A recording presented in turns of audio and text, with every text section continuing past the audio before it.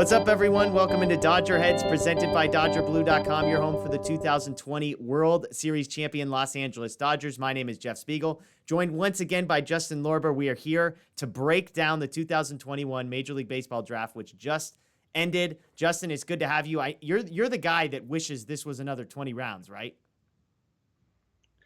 Yes and no. It's been a long couple days for sure. But yeah, there's a lot of talented players, I think, high school and college, who didn't get taken. So definitely room for a few more rounds. Awesome. Well, here's the plan for today. We're going to do a recap. We're going to dive in on some of the key names the Dodgers drafted. Just as a forewarning, this is not going to be a 15-minute deep dive on all 19 players the Dodgers drafted. We just want to give Justin some space to share his thoughts, some of the information he's heard and his research and collected, and go from there. And so, Justin, I'll start with a big picture question. The number one headline, I think, is the Dodgers take 17 pitchers in 19 picks. Every pick through round 15 was a pitcher. Billy Gasparino afterwards said, hey, this wasn't intentional, just kind of how the board fell. In a lot of ways, it speaks to the best player available philosophy you and I have touched on. But what do you make of that? 17 pitchers, is that a good thing? Is that a bad thing? Is that a neutral thing? How do you interpret something like that? So I want to highlight, I believe it was J.J. Cooper of Baseball America who mentioned this on Twitter. You know, with the lost year, it might be easier to bet on the arms when you have, with the arms, it's easier to watch a couple outings and get their data and have a good idea of what a pitcher is.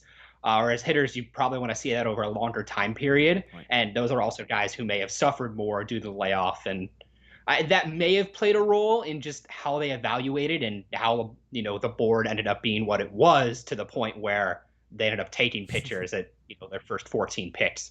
But I'm less interested in the, pitchers over hitters discussion than I am in the specific pitchers that they took. And that's what stands out to me here. If you look at, the first, I think maybe 12 or 13 pitchers that they took, they're all, for the most part, very similar pitchers. They are four-seam fastball guys with above average to plus induced vertical break. And that has been kind of the trend where baseball is going. Four-seam fastballs, top of the zone. You're trying to get swings and misses in the zone and above the zone rather than pitching to contact with your fastball. And, I think baseball is always changing. Trends are always happening. And I talk about this a little bit in my piece that'll come out later this week.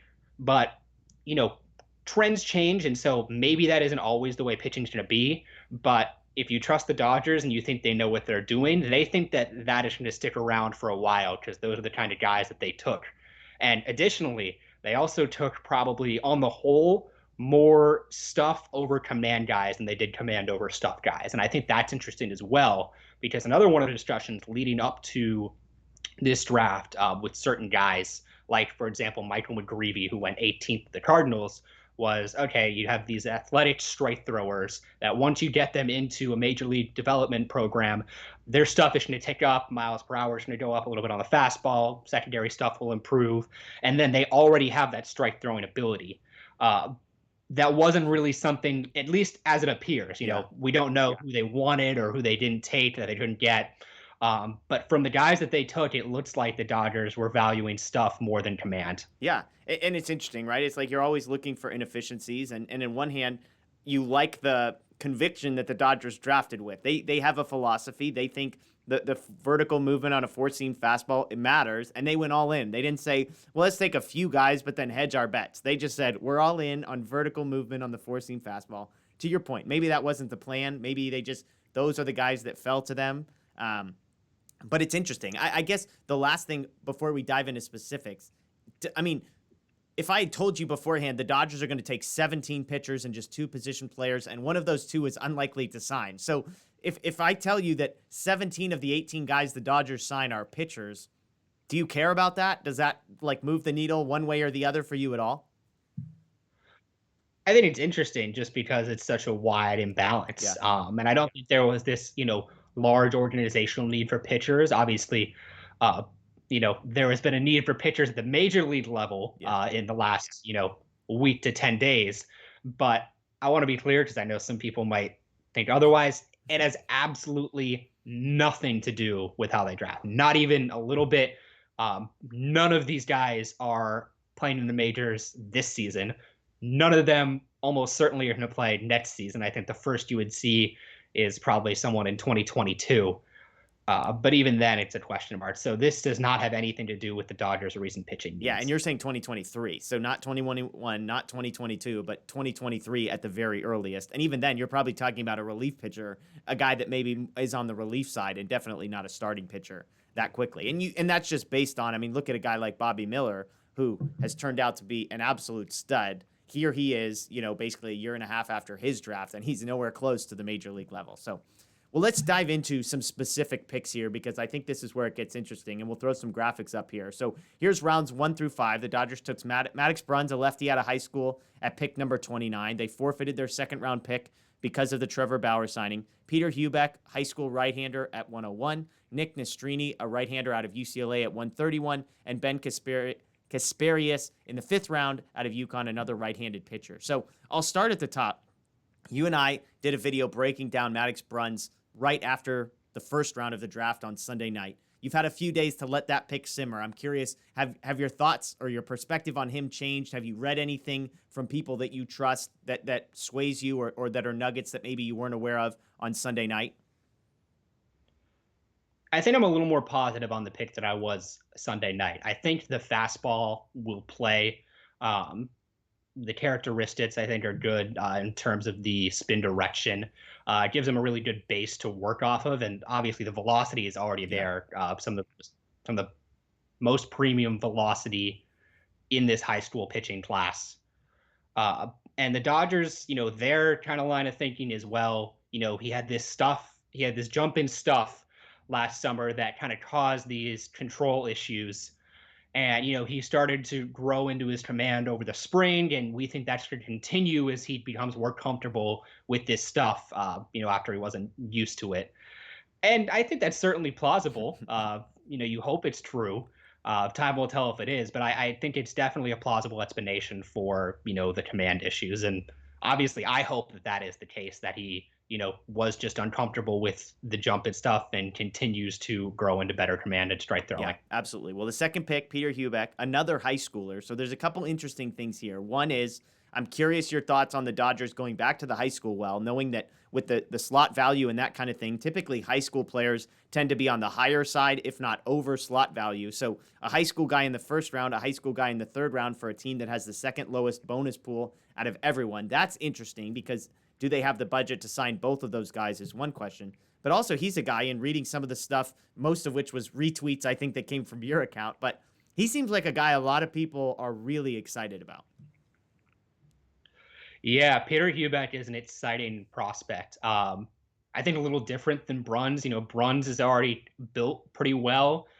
He has the fastball velocity. Hubeck is pretty slender, lower 90s fastball. But you can project some more on there. But this guy is, an analytically inclined team's dream.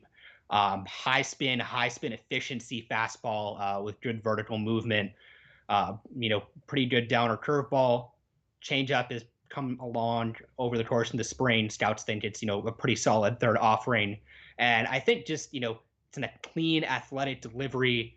And Billy Gasparino threw out this comp as well, and it's one that kind of, stuck out to me as well. Reminded me, at least on the body, with someone like Walker Buehler. Kind of the slim build, the pitch mix, the four-seam fastball, the curveball. Buehler's only really thrown a changeup this year, but Hubeck is a really exciting prospect, and I want to again make clear that I don't think Peter Hubeck is Walker Buehler.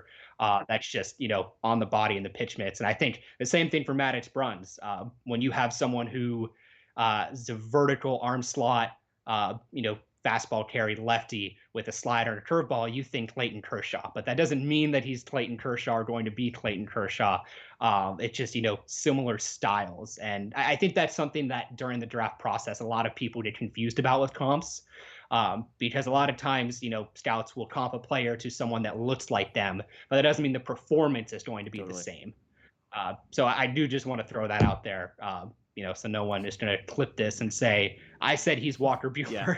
I think the other name that somebody mentioned, and I hope I'm not wrong on which player they were talking about, but as far as the shape of his pitches, I think Justin Verlander, they said sort of the way the ball comes out of his hand, the way the ball moves. Does that sound familiar to you, or am I confusing that with somebody else? No, that was a tweet. Yeah. And, I think that Justin Verlander, Walker Bueller, those are both guys with, high Yeah. spin, good vertical move, four seam fastballs, and, 12-6 curveball is their best secondary offering. And they're both, skinny, slender frame guys who can throw hard. And I think that when you look at Peter Hubeck, you can see him becoming those guys in your wildest dreams for sure. Signability. I mean, Bruns, we talked about. It sounds like the Dodgers, there's some confidence there. He's saying things that lead you to believe that Bruns to the Dodgers is probably a safer bet. Hubeck, have we gotten any sense of where he lands? Yeah, they took him, so I think he'll sign. I think that's the default assumption with most of these picks, at least in the top 3 rounds, is that you're taking them because they will sign. He'll take an overslot bonus, and probably a significant one. He has a Wake Forest commitment, and like Bruns, Bruns is already 19. Hubeck is nearly 19, and Hubeck will be able to enter into the draft in 2023, just 2 years from now, if he does go to college. So he wouldn't have to wait the whole 3 years. But I do think they both signed. Okay, yeah. so then fourth and fifth, we've got Nastrini and Kasparius. Again, these are the third and fourth picks for the Dodgers, but fourth and fifth round, so that'll get confusing as we keep going. But Nastrini, the local kid, UCLA, Kasparius, righty out of UConn. Anything of those two guys that jumps out at you? Yeah, Nastrini was a big name entering this year, but really, really struggled. More walked than innings pitched. Got demoted from the starting rotation into a bullpen role. He's had some injury trouble in his past. So the upside is high, probably higher than a lot of college guys in this range. But there's definitely some things there that worry you, specifically with the strike throwing. Now, the pluses are another, big four seam vertical movement guy. He's got a changeup as his best off speed offering. And, I think this is an upside pick, but I think where he was selected will probably come in under slot, at least based on where he was valued in the public ranks. I think this is probably an under slot pick, and I would bet that almost all, if not all, of the Dodgers pitch from rounds 4 to 10 will come in under slot because they got to pay for those two high schoolers. Okay. And then Ben Kasparius, athletic strike throwing righty out of UConn, put up a lot of strikeouts this year. Pretty good slider. I think you can bet on maybe a little bit more velocity as he comes into the system. I like this pick overall. He's 22, so another guy who's older, hopefully comes in under slot. But I like the Jasperius pick for the value and, him being 22. Yeah, it's interesting. I mean, we'll go down to 6 through 10 here in a moment. It's so fascinating because once you get past, say, like the first 3 or 4 rounds, the talk of value, you're not so much looking at like where was he on my big board 1 through 250 as much as you're trying to put this puzzle together of getting as much value as you can, but making sure you can sign him. Because it's one thing to say, hey, in the 5th round, we went and got the 100th guy on our board. Look how awesome this is. But you'd rather have the 190th guy if number 100 has no chance of signing or is going to cost you a pick later. So tough there. But let's go to round 6 through 10. Emmett Sheehan, a right-hander out of Boston College. Ryan Sublett, a right-hander out of Texas Tech. Ben Harris, lefty out of University of Georgia. Leah Lockhart, lefty out of Arkansas. And then Michael Hobbs, right-hander out of St. Mary's. When you look at these 6 through 10, I think you mentioned to me offline, Sublett is a guy you like. Who jumps out at you out of these 5 pitchers once again? Yeah, I think Sublett is probably the big sleeper of this class. He's a reliever, but good fastball velocity, mid-90s, good fastball characteristics. The slider gives him another weapon. And I think the thing here is going to be, how often can he pitch? And I know that sounds like a weird question for a reliever, but in Baseball America's scouting report, they talked about how he only pitched on back-to-back days once this season, generally with someone they used 1 to 2 times a week. And, if you're going to be a reliever in the major leagues, that's just not very feasible. Now, he was pitching multiple innings at a time sometimes, so that can certainly play in, and college usage patterns are going to be different than pro usage patterns. But if they can get him to keep the high level of stuff on a more consistent basis where he's being used, once every other day, once every 3 days, this is someone who I think can move really quickly within the system as a reliever. Okay. Yeah, usually at college is the opposite. They're just crushing guys at the college level, and you're like, hey, it's going to be a lot easier. They're not going to make you pitch 150 pitches on Friday and then come back 2 days later and pitch, another 40 pitches in the College World Series. So to see a guy that's sort of being handled with baby gloves a little bit, maybe at the college level, is interesting. Before we move on to rounds 11 through 15, any of these other guys, Hobbs, I think, is a guy, if I'm remembering right, might be injured. We know the Dodgers deal is taking guys with Tommy John in their past. I can't remember who it is, but one of the guys they drafted just had Tommy John. Was it Hobbs or was it somebody else? No, so Hobbs, I believe, has had Tommy John in the past, but he pitched in the draft lead, so I don't think he's injured. Hobbs, Sublette, and Harris are all relievers, all four-seam, fastball, vertical movement guys. The same for Sheehan, but he's a starter. Sheehan actually became Boston College's best starter, which is not something that I think most people would have predicted at the start of the year. Mason Pelio, who I don't even think went in this draft, if I'm being honest. Maybe he did and I missed it, but I don't remember seeing his name. Was a top 100 prospect if you include college and high school. At the start of this season, he was a pitcher for Boston College. Really did not have a good year. Emmett Sheehan became their best starter. And Lockhart's a pitchability lefty from Arkansas. Former two-way player, was a two-way player at Houston, but transferred to Arkansas this year. I think was close to an exclusive pitcher, maybe had a couple at bats. Got it. But yeah, I think out of these five, I like Sublette the best. And underslot, I mean, are any of these guys obvious underslot guys, like fifth-year senior types, or just guys that they have the option to go back if they wanted to, but maybe we're still expecting where they were drafted, maybe slightly higher than expected, so getting underslot should be comfortable? I think all of these guys are underslot. The only one that maybe not, maybe Sheehan, but like I said, I believe 4 through 10 will all come in underslot. Okay. Well, 11 through 15 is where we go next. Justin Robleski, lefty out of Oklahoma State. Ronan Kopp, lefty out of junior college level. Antonio Knowles, righty out of the junior college level. Jordan Leisure, right-hander out of Texas A&M. And then Madison Jeffrey, the first of two West Virginia pitchers. He's a righty there in round 15. You mentioned beforehand, just for people tuning in now, 11 through 15 is where things get interesting because rounds 1 through 10 are limited by a bonus pool that you can kind of spread over those 10 people however you want, and you have to stay under with a 5% buffer, basically. 11 through 15 is where you get to a standard bonus. You can pay any of these guys up to the same amount in bonus money, I believe. And if you want to go over, then it has to come out of rounds 1 through 10. So the 11th round, the 12th round is kind of an interesting spot in the Major League Baseball draft because maybe you see better guys going in the 11th round than you do in the 9th or 10th. Am I right on that? Yes, and I want to add on a little bit to that explanation because so you mentioned rounds 1 through 10, every pick has a different assigned slot value. Rounds 11 through 20, everyone has the same assigned slot value. And so in rounds 1 through 10, specifically towards the end of that, rounds 8, 9, 10, if the slot value is, 180,000 and you take a guy and he signs for 40,000, you've saved 140,000 on your bonus pool. You can go spend that somewhere else, whether it's in the first round or the 20th round. If you take a guy in the 11th round where 11 through 20, the slot value for all those picks to 125,000. If it's over 125,000, it counts against the bonus pool. If you sign a guy for $40,000, it doesn't matter. You didn't save anything. You just didn't sign him for the full. Yeah, you save yourself the $80,000, but you can't then take that benefit and apply it elsewhere. Exactly. So that's why you see some maneuvering and some different games being played, especially in rounds 8 to 10. And it's why, it's not just, here are the first 10 rounds, here are the top 300 players. As we know, baseball's draft system, the way it is, the best players don't go in order. Yeah. And obviously it's not the case in any draft, but especially in baseball because there aren't hard cap slots and teams are moving money around. That's, never really the case. So the two guys I'll highlight here are 11 and 12, unsurprisingly, Robleski and Kopp. Robleski just had Tommy John surgery, probably goes in the top 6 or 7 rounds if he doesn't. Lefty, low to mid 90s fastball. Again, another 4-seam guy with above average vertical movement.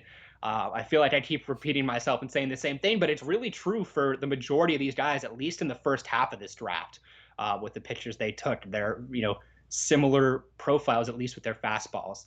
Ronan Kopp has some of the highest upside in this class. I think you can put him next to Hubeck and Bruns, or at least pretty close to them. He's 19, just like those guys are.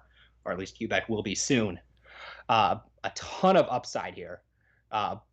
4 legit pitches. The strike throwing, unsurprisingly, he has great stuff. Command is lag behind. So the strike throwing is a little bit of a concern, but really high upside. I think he will sign, and if he does sign, this is a really fun arm that they're bringing into their system along with Hubert and Bruns. Love it. Yeah, Robleski was the guy when asked about 11 today's picks. Gasparino mentioned him by name, which makes sense. He was the first guy, but he said, yeah, exactly what you said. He's like, basically, we had a top 5 grade on him. So the fact that he was still sitting there, they went and grabbed him. I know you've been doing a little digging on some Instagrams and whether we've got Dodger like logos involved. These are the guys where the signability starts to become a question. We're going to get to their 16th round pick here in a moment as probably the toughest sign, but anybody here you're worried about from a signability perspective? Kopp would be the tough one because he's 19, because he's a junior college and can go back into the draft next year. Noel's also a junior college guy. I think he's a little older than Kopp, and I think he's a reliever as well. So both factors that would, make him easier to sign than Kopp would. So I think out of these 5, Kopp would be the worry, but I do think he'll sign. Okay, moving on to 16 through 20, the last 5 picks the Dodgers made. And hey, what do you know? We find 2 position players here. Michael Sirota, high school shortstop in the 16th round, pick 492. Adam Tulloch, the second of 2 West Virginia pitchers. He's a lefty in round 17.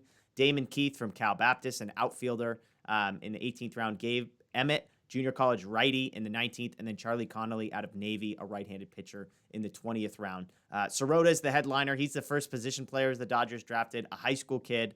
Gasparino was honest when he didn't sound optimistic that they're going to sign him. But when the Dodgers made that pick, there were a ton of people that seemed excited. When you see 16th round Michael Sirota, it doesn't feel like he's a 16th round player, that he probably just got this far because of signability concerns. Is that a fair assessment? Yeah, definitely. So there's not a ton out there on Sirota. Honestly, not a guy that I knew about before the draft, but anytime you see a guy, BA had him at 202 or something like that. Anytime you see a guy ranked that high as a prep player, it stands out. And just an athletic shortstop. I saw someone say maybe he goes into center field at some point. He's committed to Northeastern, so not a big baseball powerhouse school. So you would think if they throw enough money at him, maybe he'll sign. But like you said, Gasparino didn't seem too optimistic. I believe the phrase he used was, unless some circumstances change, he doesn't see it happening, which is unfortunate because I have only 2 position players in this class, and I think he's probably the higher value one. But yeah, maybe something changes. Maybe he changes his mind. Maybe someone else doesn't sign that can move some money around. But it doesn't look like he's going to sign. If he does, it'd be a nice addition to this class. But I think, you had to expect at some point most teams were going to take, a backup player in one of these last 5 picks, one of these last 5 rounds to just have as a backup option in case one of their earlier, questionable signability guys didn't end up signing. And I think that's what he's there for, although I hope I'm wrong. Any other names on here before we move into sort of big picture draft, undrafted guys, that kind of thing? Tulloch, Keith, Emmett, Connolly. Any of those guys jump out to you? I'll mention Keith just because he's the other position player. Looks like he might be the only position player that signs. I know nothing about him. I like his swing. It looks like he has a good swing from the videos that I saw. And Charlie Connolly from Navy. Now, there's some questions here about like when would he even play for the Dodgers. I saw he got his appeal denied to go straight to professional baseball. I don't really know how that process works, whether that's 2 years in the Navy, 3 years in the Navy. Noah Song, who was drafted in the 4th round by the Red Sox last year and was a first-round talent in that year, fell to the 4th round and signed for way under slot because he was older and he wasn't going to be able to play baseball for a couple years. Connolly is older too. I think he's 22. Based on what I read, this is a guy who would have definitely been in draft consideration somewhere in this draft if he had been eligible. Apparently, there were some people weren't even sure if he was eligible to be selected. So I don't know if this is the Dodgers sign him and, wait, 2 or 3 years until he's done with his service. I don't know if they just happen to hold his rights until he maybe wants to play. I have no idea. What I read, he seems interesting. And I think the whole, how long is he going to take in the Navy, that part's interesting too. Fair enough. Fair enough. Well, let's close with some just big picture thoughts on the draft as a whole. Undrafted guys, are there any undrafted guys you were surprised made it through? Guys that might be signable. Gasparino did mention that, they are limited. I believe the bonus for undrafted is at 40,000? 20,000. You can't offer more than that. So basically, you've got to find a guy that's willing to just accept a contract and take 20 grand. Gasparino did sound optimistic that there are some guys out there that they've talked to that might be interested in signing for that. Obviously, if you were expecting to be drafted, that's a big drop from 120,000 to 100,000, or excuse me, to 20,000, down 100,000. So any undrafted guys you like, not necessarily connected to the Dodgers, but just guys you were surprised didn't get drafted, that maybe didn't have an obvious, guys that were like, oh, he has a D1 football scholarship or something, but guys you were surprised didn't get drafted? Yeah, in terms of the college guys, Isaiah Thomas from Vanderbilt was someone who a lot of people thought would go in the top 3 or 4 rounds, doesn't even get picked. Whether there were assignability questions or whether it was like, okay, well, he wanted, at least to be, top 6 round money. And then once no team was going to offer that, he was going back to school and no one picked him. Devontae Brown from NC State, Jack Perkins from Louisville, Danny Soretti from North Carolina, or a few more guys who I liked, but I think all of those guys have the pedigree to go back to school and, maybe they won't get big money next year. They'll be a year older. If they're 21, they'll be 22. If they're 22, they'll be 23. And you don't want to be 23 in the MLB draft. So I don't see any of those guys really being undrafted free agents. I think the guys that will be undrafted free agents, if they do sign, are mostly going to be guys that, frankly, I've just never heard of. But that doesn't mean they're bad players. Players go under the radar. Good players don't get picked. We've seen it in every draft. Yeah. For example, Zach McKinstry was a 33rd round pick. 5 years later, he's contributing to one of the best teams in baseball as a key bench piece. So it's not like you can't find guys post 20th round, or, well, nowadays it's undrafted. Not like you can't find guys that are talented and can be major leaders. Yeah, and to your point, it's a helpful reminder. When we're talking about undrafted guys, remember that 2 years ago, the draft was 40 rounds. So we'd have another, 600 players almost drafted. So when you think about a guy who was a 21st round pick 2 years ago, he would be an undrafted free agent at this point. So it's a very different way of understanding what undrafted means at the major league level. Last question here, then we'll get you out of here. Big picture, teams that had good drafts, landscape of baseball as a whole. Were there any macro level, Major League Baseball, team specific, any of those types of observations that you have leaving the draft, even just knowing that it just finished a couple hours ago today? Yeah, I'm not used to complimenting how the Rockies run their organization, but I thought they had a good draft. They typically, aren't the most well-run organization. Does that make you rethink your own personal evaluation? Like, if the Rockies are picking all the guys that you like, then maybe you need to reevaluate your own methods? Well, to be fair, it's new management. So Okay. I'll chalk it up to new management. And, maybe if it's still bad in a couple of years, I'll have to rethink. I liked what the Rockies did. The Red Sox getting Marcelo Meyer at 4 and then getting Judd Fabian in the second round. 2 guys that I really, really like. Marcelo Meyer at 4. He easily could have gone number 1. And getting Judd Fabian, a guy who I liked a lot, and Tyler McDonough in the 3rd round too. I thought they did a good job. And I thought it was interesting. The Giants and the Dodgers drafted a lot of similar players. The Giants also went very pitching heavy. They also went, I think mostly stuff over command. And they also went with guys with vertically breaking four-seam fastballs for the most part. So it's very interesting. I think those are 2 really well-run organizations, and not just, from the Farhan Zaidi and Andrew Friedman level, but from what they do at a scouting department level too. So I think it's interesting that there were some similarities between those 2 organizations. I'd like to think that those are positive things when you have 2 well-run organizations doing similar things. Yeah. So I'll go Giants, Red Sox. I like the Reds too. I liked what the Reds did a lot. Pitching and offense, just a good group of guys that they were able to bring in. And we talked, Dodgers go 17 for 19 on pitchers. The Angels went 20 for 20. They selected 20 consecutive pitchers. So shout out to the Angels for the perfect pitching game, I believe is what one account saw on Twitter.